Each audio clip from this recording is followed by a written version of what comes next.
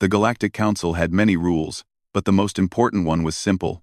Never, under any circumstances, approach the Void Serpent of Kithara Prime. Commander Zethkar of the Valorian Empire stood before the massive viewing screen in the council chamber, his 4 arms crossed tightly across his armored chest.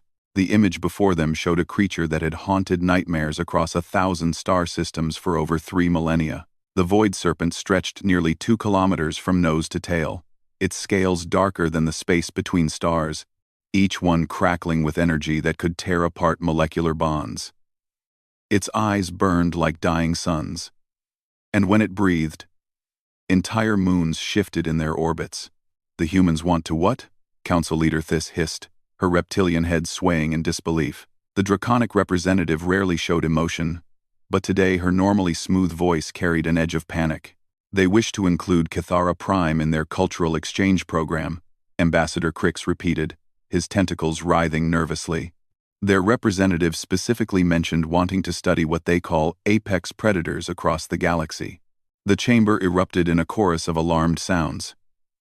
The insectoid hive queen clicked her mandibles rapidly, while the crystalline resonance collective hummed in frequencies that made the metal walls vibrate. Even the usually calm aquatic depth lords created small whirlpools in their environment suits. Commander Zethkar had fought in 17 major conflicts across the Outer Rim. He had seen planets cracked open by weapons that twisted gravity itself. He had watched entire fleets disappear into artificial black holes. But nothing in his military career had prepared him for the casual way humans approach death. Do they understand what they're asking? He demanded. The Void Serpent doesn't just kill, it unmakes things. Ships, planets, entire solar systems have been reduced to quantum foam when it was disturbed. The creature exists partially outside our reality. Our scientists believe it feeds on the concept of existence itself. Ambassador Crix's translation device struggled with the human response. Their representative said, and I quote, "Sounds like a big, scary lizard. Our kids love those." The silence that followed was absolute. Even the chamber's environmental systems seemed to pause in shock. "Kids?" Thys whispered. "Their offspring," Crix confirmed. "They want to bring juveniles." Commander Zethkar felt his primary heart skip several beats. His people, the Valorians, were considered among the most warlike races in the galaxy. Their children were trained in combat from the moment they could walk. Even so, no Valorian parent would dream of exposing their young to anything remotely as dangerous as the Void Serpent. "This is madness," he declared. "We cannot allow it." "The problem," Council Leader Thys said slowly, "is that we cannot stop them. The Terran Federation has full membership rights. If they want to visit Kithara Prime, the Galactic Charter gives them that right. We can only recommend against it." The truth hung heavy in the air. Humanity had joined the Galactic Council only 50 years ago. But they had already earned a reputation that made even the most veteran species nervous. They fought with a creativity that bordered on insanity. They formed emotional attachments to their weapons and gave them names. They regularly attempted things that were theoretically impossible and somehow made them work. But this was different. This was suicide. "Perhaps," suggested Hive Queen Zenthala, "we could explain the danger more clearly. Show them recordings of what happened to the Epsilon research station." Commander Zethkar nodded grimly. 27 years ago, the research station had been humanity's first introduction to the Void Serpent. The human crew had lasted exactly 43 seconds after awakening the creature. The recording was brief but horrifying. The humans had tried to communicate with it, had actually attempted to send mathematical formulas and star charts. The Void Serpent's response had been to erase the station from reality so completely that even the atoms no longer remembered they had once been part of something larger. "We tried," Ambassador Crix said. "Their response was to ask if we had any footage of the creature being friendly." "Friendly?" Several council members echoed in disbelief. They seemed convinced that every creature is capable of, quote, "being a good boy or girl, if you just show them some love." Commander Zethkar remembered his first encounter with human military doctrine. Their generals had explained their primary strategy as, "make friends with everything we can, and make everything else wish we were friends." At the time, he had thought it was a translation error. How many are coming? He asked. 12, Crix replied. Adults and juveniles. They've requested permission to set up what they call a research camp on the planet's surface. The council chamber erupted again. The idea of humans camping within range of the Void Serpent was like suggesting they roast marshmallows inside a supernova. We have to stop them, insisted the Resonance Collective's representative, its crystalline form pulsing with urgent light. Not just for their sake, but for the galaxy's. If the humans somehow managed to anger the Void Serpent enough to leave Kithara Prime, nobody wanted to finish that thought. The creature had been dormant on the dead world for 3,000 years, apparently content to sleep in the planet's radioactive core. Every major galactic power had built their defense strategies around keeping it that way. There is one option, this said slowly. We could send an escort. A joint task force to monitor the situation and evacuate them if necessary. Evacuate them? Commander Zethkar laughed bitterly. This. You've seen the recordings. There is no evacuation from the Void Serpent. It doesn't give warnings. It doesn't show mercy. It simply ceases things. Then what do you suggest? The Valorian commander was quiet for a long moment, his tactical mind running through possibilities. Finally, he spoke. We prepare for the worst. We position the fastest ships in the galaxy at the edge of the Kythera system. We set up quantum communication relays so we can monitor in real time. And we pray to whatever gods still listen that human stupidity has finally met its match. The vote was unanimous, though hardly enthusiastic. The joint task force would include representatives from 5 major powers: Valorian military specialists, draconic sensor experts, collective energy researchers, Hive tactical analysts, and Depth Lord emergency medics. Commander Zethkar found himself assigned as military coordinator, a position that felt more like chief mourner than tactical commander. 3 weeks later, he stood on the bridge of the Valorian dreadnought Unbreakable Honor, watching the human ships approach Kithara Prime. The human vessels were typical of their design philosophy: functional, undecorated, and somehow menacing despite their simple appearance. But what caught his attention were the life signs readings. Are you certain these are accurate? He asked his sensor operator. Confirmed, Commander. The human ships are carrying exactly 12 individuals, 7 adults and 5 juveniles. But sir, the juvenile life signs are extremely small. Commander Zethkar felt a chill run through his scales. How small? The largest juvenile appears to be roughly half the size of the smallest adult. The smallest. The operator paused. Sir? The smallest life form on those ships is approximately 15% the mass of an adult human. The implications hit him like a plasma torpedo. Humans were bringing infants. Not just children or adolescents, but actual babies to face the universe's deadliest predator. Sir, his communications officer called out. We're receiving a transmission from the human flagship. It's a child. Put it through. The main screen flickered to life, revealing the bridge of the human ship. In the command chair sat a human female, who appeared to be roughly middle-aged by their standards. But standing beside her, looking directly into the camera with enormous blue eyes, was the smallest human Zethkar had ever seen. The juvenile couldn't have been more than a meter tall, with pale skin and hair the color of hydrogen flames. Hello, space friends, the tiny human said, waving one small hand. I'm Emma, and I'm 7 years old. Mommy says we're going to meet a really big dragon today.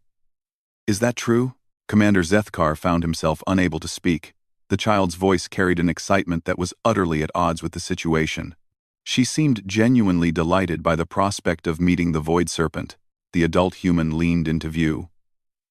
This is Dr. Sarah Chen, Mission Commander.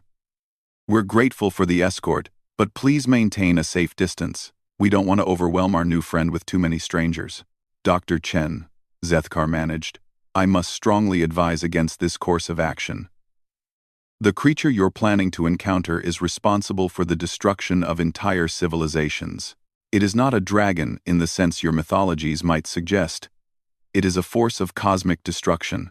Dr. Chen smiled, an expression that somehow made the situation even more terrifying. Commander, with respect, My daughter has successfully befriended 3 rescue dogs, 2 cats, a parrot that supposedly hated children, and last month she somehow convinced a wild bear to let her pet its cubs. I think she can handle one grumpy space lizard.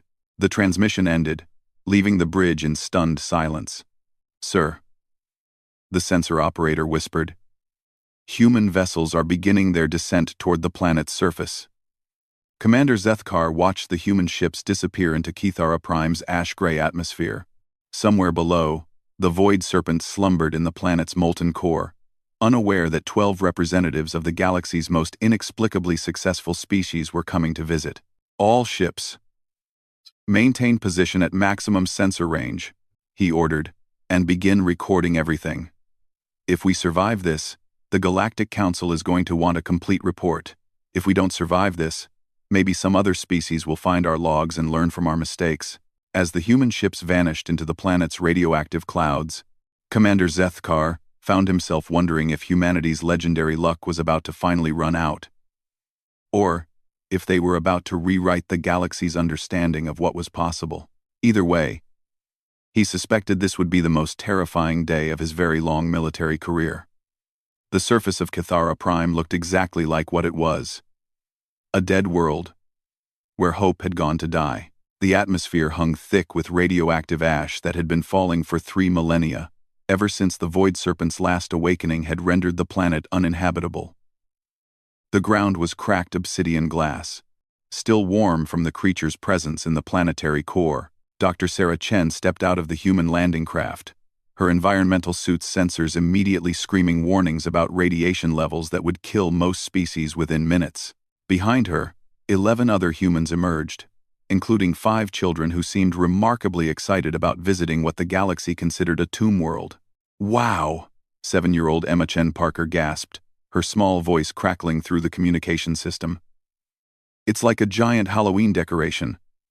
Can we explore, Mommy?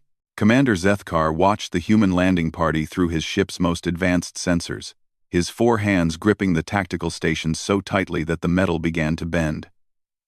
Are they insane? He whispered. The radiation alone should have liquefied their organs by now. Human physiology is remarkably resilient, Dr. Kes Ara, the mission's draconic science officer, observed with grudging respect. Their suits appear to be a hybrid of their technology and something they've adapted from collective energy shielding, crude but effective. On the surface, the humans were setting up their equipment with the casual efficiency of a family preparing for a camping trip. Emma and the other children helped carry instruments while chattering excitedly about the cool dragon they were going to meet. The adults worked with practiced ease, as if landing on apocalyptic death worlds was just another Tuesday for them. Sir, the communications officer reported, we're receiving telemetry from their equipment. They've located the creature. The main display updated with sensor readings that made everyone on the bridge go silent. Deep beneath the planet's crust, something massive was stirring. The Void Serpent's vital signs had changed from dormant to aware. Energy readings spiked as the creature began to move through the molten rock like it was water. It knows they're here, Dr. Kesara breathed.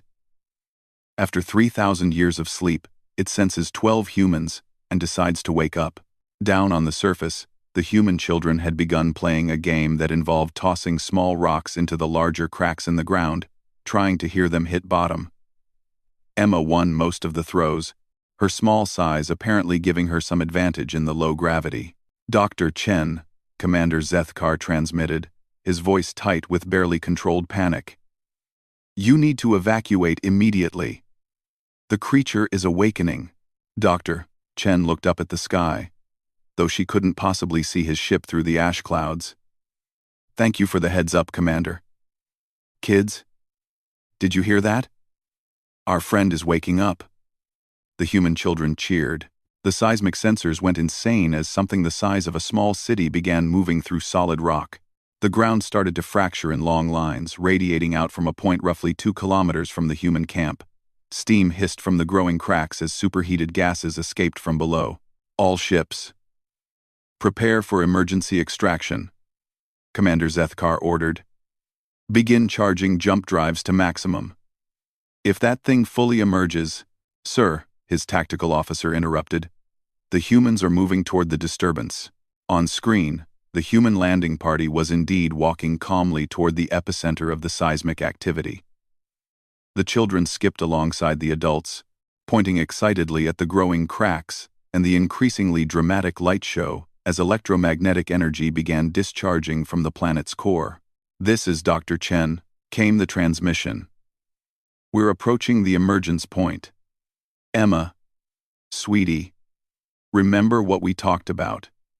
Let the dragon say hello first before you try to pet it." "I remember, Mommy. Daddy says you always have to let animals smell your hand first so they know you're friendly." Commander Zethkar's species didn't believe in gods, but he found himself praying anyway. The ground began to buckle and rise. Cracks spread like a spider web across the obsidian surface, each one glowing with energy that registered on sensors as theoretically impossible. The air itself started to vibrate, as reality bent around something that existed partially outside normal space-time. Then, the Void Serpent emerged.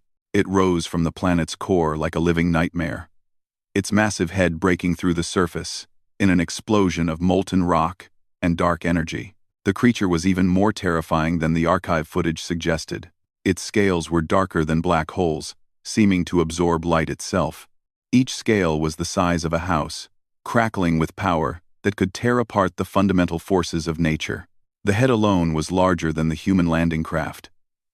Its eyes burned with the light of dying stars. Ancient and utterly alien. When it opened its mouth, revealing teeth like twisted spears, the sound that emerged was not quite a roar, and not quite the screaming of space-time being torn apart. "Sir," the communications officer shouted, "energy readings are off the charts. The creature is generating gravitational anomalies just by existing." On screen, the human adults had stopped walking, though they showed remarkable composure for people facing cosmic destruction. They activated their recording equipment and began taking measurements with the calm professionalism of scientists observing an interesting but manageable specimen. The children, however, reacted differently. "Oh my gosh," Emma squealed, bouncing excitedly. "It's even prettier than in the pictures. Look at how shiny its scales are. And its eyes are like big yellow suns." The Void Serpent's massive head swiveled toward the humans, its burning gaze focusing on the small gathering with what appeared to be confusion. For 3 millennia, it had known only fear from the galaxy's creatures. Ships fled when it stirred, entire worlds evacuated when its presence was detected. The last time it had emerged, civilizations had thrown their most powerful weapons at it in desperate attempts to drive it back into dormancy. These small creatures weren't running. They were admiring it. Dr. Chen activated her universal translator and spoke clearly. "Hello, magnificent one. We come in friendship and wonder. We've traveled very far to meet you." The Void Serpent's response made every sensor on every ship in the system spike into the red. It spoke, its voice a harmony of cosmic forces that human science probably shouldn't have been able to detect, let alone understand. "Small creatures, why do you not flee?" The words seemed to be formed from the vibration of matter itself, each syllable taking tremendous effort to produce in a form that biological minds could comprehend. "Because you're beautiful," Emma piped up, stepping slightly ahead of the adults. "And Daddy says beautiful things aren't usually mean unless someone was mean to them first." "Were you lonely down there?" The silence that followed was profound. Every ship in the system held position as if frozen in time. The Void Serpent's enormous head tilted slightly, a gesture that somehow conveyed bewilderment despite the creature's utterly alien features. Commander Zethkar realized he was holding his breath. In all the galaxy's recorded history, no one had ever asked the universe's deadliest predator if it was lonely. "Lonely," the creature repeated, the word causing small distortions in space around it. "I remember loneliness from before." The silence. Dr. Chen stepped forward carefully, her scientific training clearly warring with maternal instincts as Emma continued to edge closer to the massive creature. "Before the silence? How long have you been alone?" The Void Serpent's answer sent chills through every observer. "Since the first ones grew, afraid, many cycles of the great wheel. I wake, they flee or attack. Then silence. Again, Emma had reached the point where she was almost close enough to touch the creature's lowest scale. The energy discharges around the void serpent were creating small aurora displays in the thin atmosphere, painting the dead world in colors it hadn't seen for millennia. "That sounds really sad," Emma said, her 7-year-old voice carrying perfect sincerity. "Do you want to be friends?" "I'm good at making friends. Tommy Martinez didn't like anyone when he first came to my school, but now he lets me play with his action figures." Commander Zethkar watched in fascination and terror as the galaxy's most feared creature lowered its massive head toward the tiny human child. Energy discharges played across its scales like gentle lightning. But Emma showed no fear. Instead, she reached out one small, suited hand toward the creature's snout. "Friends," the void serpent whispered, its voice somehow softer despite still being formed from the fundamental forces of the universe. "I have forgotten, friends." Emma's gloved hand made contact with one of the creature's scales. Reality held its breath. Nothing exploded. No gravitational anomalies tore the planet apart. No unmaking field reduced the child to quantum foam. Instead, the void serpent's eyes brightened slightly, and it made a sound that might have been the cosmic equivalent of a purr. "Your scales feel warm," Emma observed matter-of-factly. "Are you like a big space cat?" Space cats would be so cool. Dr. Chen was recording everything, her scientific mind racing to understand what they were witnessing. Around the galaxy, the greatest military minds were watching their most fundamental assumptions about the universe crumble in real time. "Sir," Commander Zethkar's sensor operator whispered, "the creature's energy readings are stabilizing. The gravitational anomalies are decreasing." The void serpent slowly, carefully, nuzzled the tiny human with the gentleness of a creature that had suddenly remembered what it meant to be careful with something fragile and precious. Its voice, when it spoke again, carried something that might have been wonder. "Small friend, you are not afraid of the darkness in my scales?" "Nope," Emma said cheerfully. "Darkness isn't scary when it's friendly darkness. Besides, you're not really dark. You're more like space itself. Space is pretty."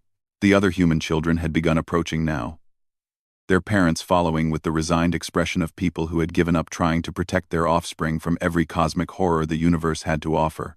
Commander Zethkar realized he was watching something unprecedented in galactic history. First contact between the universe's deadliest predator and the galaxy's most inexplicably optimistic species, and somehow, impossibly, it was going well. What happened next would be discussed in xenobiology classes for the next 10,000 years. Emma Chen Parker, 7 years old and absolutely fearless, stood on her tiptoes and gently kissed the void serpent's snout. The effect was immediate and universe-altering. Light exploded outward from the point of contact, not the harsh light of energy weapons or stellar collapse, but something warm and golden that seemed to carry impossible concepts like hope and acceptance. The light spread across the dead world's surface, and wherever it touched, something miraculous happened. The radioactive ash began to settle and clear.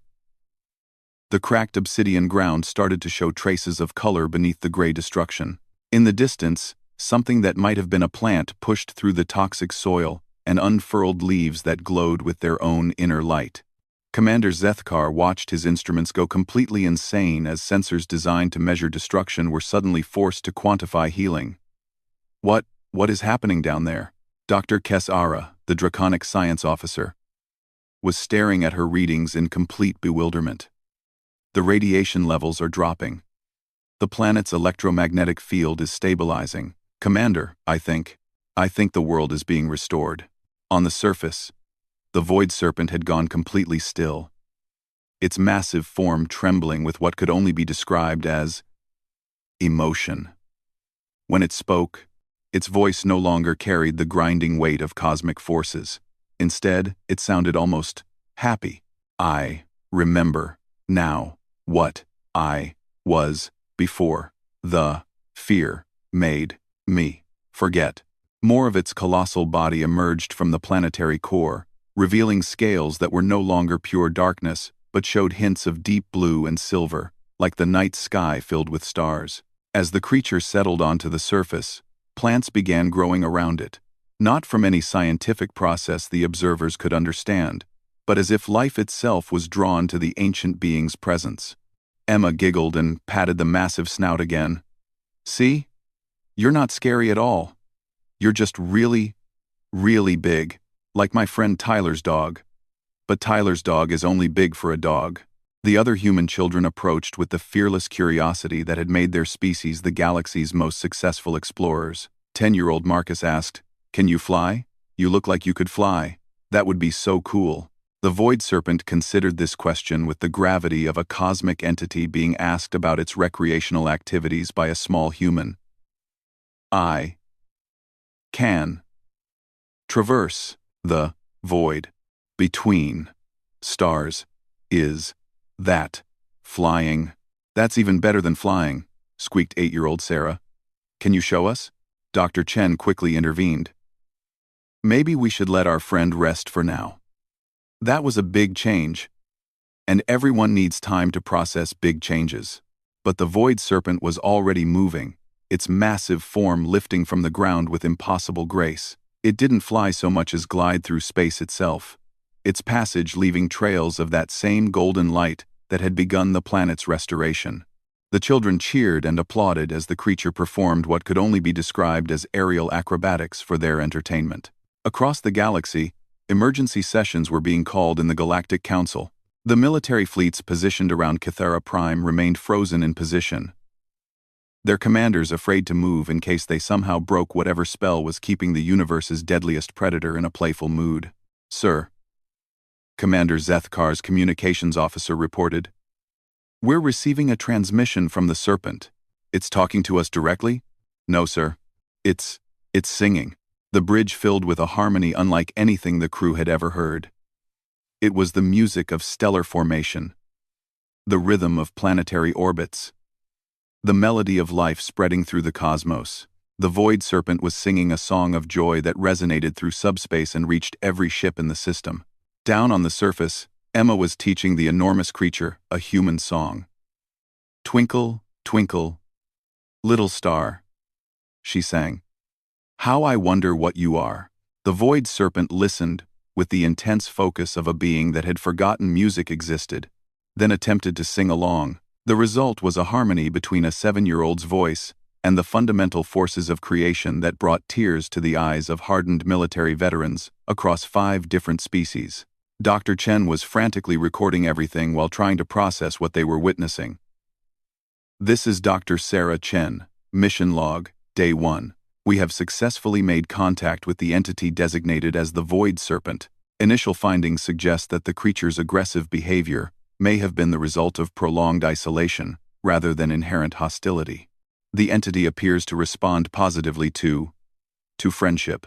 She paused, looking at her daughter who was now sitting cross-legged on the ground, while a creature the size of a small city lowered its massive head to listen to her explain the plot of her favorite animated movie. "Personal note," Dr. Chen continued quietly. "Emma was right. It was just lonely." The implications were staggering. For 3,000 years, the galaxy's greatest civilizations had lived in fear of a creature that apparently just wanted someone to talk to. The military implications alone would reshape galactic politics. There would be no more need for defensive fleets around the Kythera system, no more terror about what would happen if the Void Serpent ever decided to leave its home world. More importantly, it raised questions about other creatures and entities that the galaxy had classified as inevitably hostile. How many monsters were just misunderstood beings that no one had ever tried to befriend? "Commander Zethkar," Dr. Chen transmitted, "we'd like to extend our stay if possible.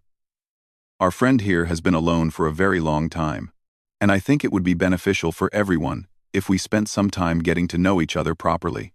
Commander Zethkar looked around his bridge at his crew, all of whom were watching the impossible scene below with expressions of wonder rather than fear. Dr. Chen, I think the Galactic Council would very much like to understand what just happened here. We'll maintain position as long as necessary. What followed were 3 weeks that changed everything the galaxy thought it knew about the universe. The human children spent their days playing elaborate games of hide-and-seek with a creature that could phase partially out of normal spacetime. They taught it human songs and stories, while it shared memories of the early universe that no other being could comprehend. Emma, in particular, seemed to have formed a special bond with the ancient entity, often falling asleep curled up against its warm scales, while it hummed lullabies in frequencies that promoted healing and peace. The adults worked frantically to document and understand what they were observing. The Void Serpent, it turned out, was far older than anyone had imagined. It remembered the formation of the galaxy itself and had watched countless civilizations rise and fall. Its dangerous reputation had developed gradually, as species after species encountered it with fear and hostility, forcing it to defend itself with increasing aggression until it finally retreated into isolation. The loneliness made it forget, Dr. Chen explained in one of her reports to the Galactic Council. Imagine being the only one of your kind, living for millions of years while everyone you meet either runs away or tries to destroy you. Eventually, you'd forget that there was any other way to interact with other beings. But humans, as always, had approached the situation differently. They had brought children who were too young to understand fear and too honest to pretend friendship they didn't feel. The combination had broken through barriers that military might and diplomatic protocol had only reinforced. On the final day of their visit, Emma approached the Void Serpent one last time. The creature's massive head lowered to her level, and she wrapped her small arms around as much of its snout as she could reach. "I have to go home now," she said sadly. "But I'll come back to visit, okay? And maybe next time I can bring my friends from school. They would love to meet you." The Void Serpent's response sent waves of emotion through every empath in the system. "Little friend Emma, you have given me the greatest gift in all the cycles of existence. You have given me hope that I am not alone." Emma kissed the creature's snout one final time, and again that golden light spread across the world, completing the restoration that had begun with their first meeting. When the light faded, Kithara Prime was no longer a dead world.